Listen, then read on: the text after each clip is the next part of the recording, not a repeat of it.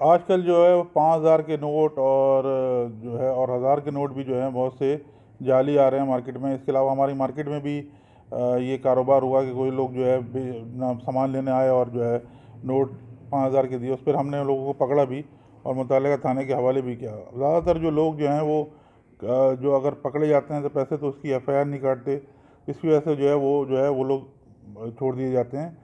तो एक तो हमारे यहाँ लोगों ने, दुकानदारों ने अब जो है वो ज़्यादातर जो है वो इसके लिए जो है मशीनें लगा ली हैं, चेक करने की मशीनें, जो 5,000 के नोट और जो हज़ार के नोट हैं वो चेक करते हैं।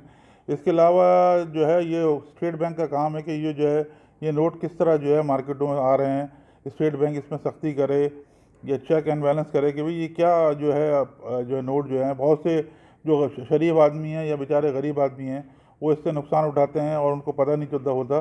तो इस सिलसिले में जो है हुकूमत पाकिस्तान से मैं दरख्वास्त करूँगा और ख़ास तौर पे स्टेट बैंक से कि इसको रोका जाए और ये जो जो जाली करेंसी जो नोट जो कारोबार में मुलविस हैं लोग, इसको जो है फ़ौरन जो है गिरफ्तार किया जाए। सर वो मशीनें कितनी कारआमद होती हैं, जैसे नोट चेक करते हैं वो कितने की मिलती है, कारआमद होती भी है या नहीं कारआमद? नहीं, बिल्कुल बहुत करामात तो हैं, बिल्कुल जो है वो इसमें एक वो चेक करने के लिए मशीन है और देखें बहुत से दुकानदार अफोर्ड नहीं कर सकते, कोई 5,000 10,000 20,000 25,000 की वो मशीनें होती हैं वो, तो बहुत से छोटे दुकानदार जो है वो अफोर्ड नहीं करते। इससे छोटे दुकानदार जो है बेचारे वो नुकसान उठाते हैं।